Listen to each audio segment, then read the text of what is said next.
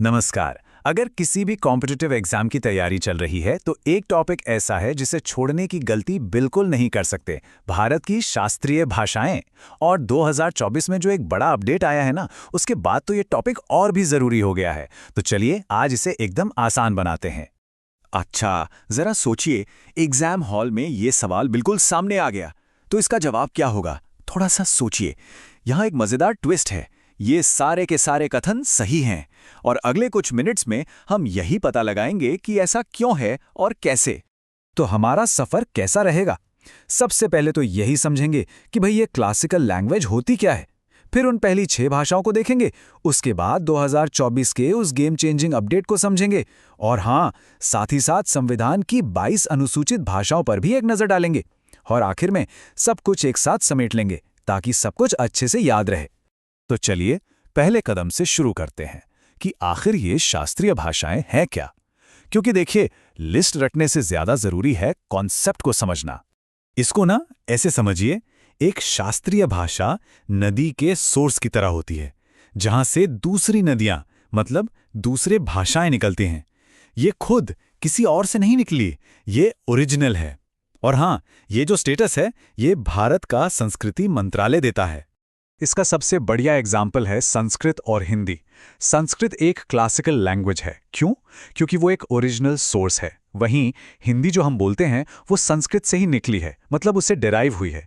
बस यही एक छोटा सा लेकिन सबसे जरूरी फर्क है। तो अब जब हम समझ गए हैं, तो चलिए थोड़ा सा टाइम में पीछे चलते हैं और उस ओरिजिनल लिस्ट को देखते हैं जो 2024 के बड़े बदलाव से पहले तक हुआ करती थी। ये जो क्रम है ना, ये अपने आप में कहानी बताता है। 2004 में तमिल पहली भाषा बनी जिसे ये सम्मान मिला। अगले ही साल 2005 में संस्कृत को ये दर्जा दिया गया। फिर देखिए, 2008 में दक्षिण भारत की 2 और भाषाएं तेलुगु और कन्नड़ एक साथ शामिल हुईं। फिर 2013 में मलयालम और उसके बाद एक गैप के बाद 2014 में उड़िया इस लिस्ट में आई, जो कई सालों तक सबसे नई क्लासिकल लैंग्वेज बनी रही। और अब आते हैं उस हिस्से पर जो इस पूरे टॉपिक को आज की तारीख में सबसे ज्यादा रेलेवेंट बनाता है, 2024 का वो बड़ा अपडेट। यहां से सवाल बनने की संभावना सबसे ज्यादा है, तो ध्यान से सुनिएगा। तो ये है सबसे बड़ा अपडेट।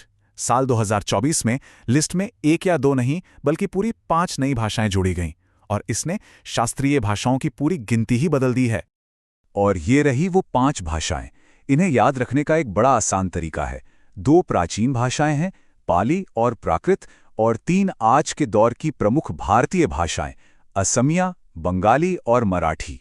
इन 5 को याद रखना अब एग्जाम के लिए बेहद जरूरी हो गया है। तो अब हिसाब एकदम सीधा है। 6 पुरानी भाषाएं और 5 नई, यानी अब भारत में कुल 11 शास्त्रीय भाषाएं हैं। अगर एग्जाम में ये सवाल आता है तो सही जवाब 11 होगा। इस नंबर को दिमाग में लॉक कर लीजिए। चलिए अब एक बहुत ही कॉमन कंफ्यूजन को दूर करते हैं। शास्त्रीय भाषाओं और अनुसूचित भाषाओं में क्या फर्क है? अब हम संविधान की 22 अनुसूचित भाषाओं पर एक नजर डालेंगे। देखिए, हमारे संविधान की 8वीं अनुसूची में कुछ भाषाओं को ऑफिशियल दर्जा दिया गया है।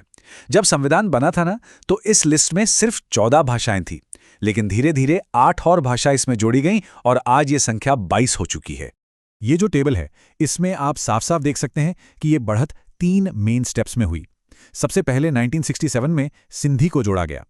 फिर 1992 में 3 भाषाएं एक साथ शामिल हुईं, जिन्हें याद रखने की एक मजेदार ट्रिक है, नमक, यानी नेपाली, मणिपुरी और कोंकणी।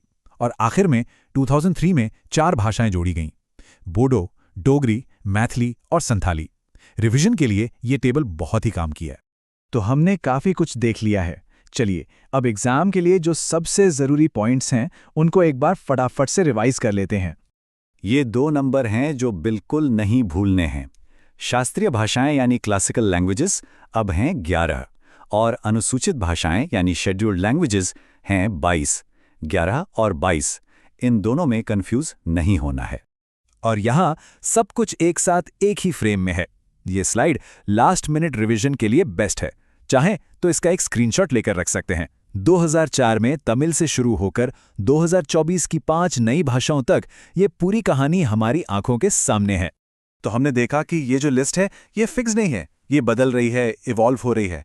और ये एक बड़ा दिलचस्प सवाल खड़ा करता है। क्या लगता है, आने वाले टाइम में कौन सी भारतीय भाषा इस खास लिस्ट में शामिल हो सकती है? इस पर सोचेगा जरूर।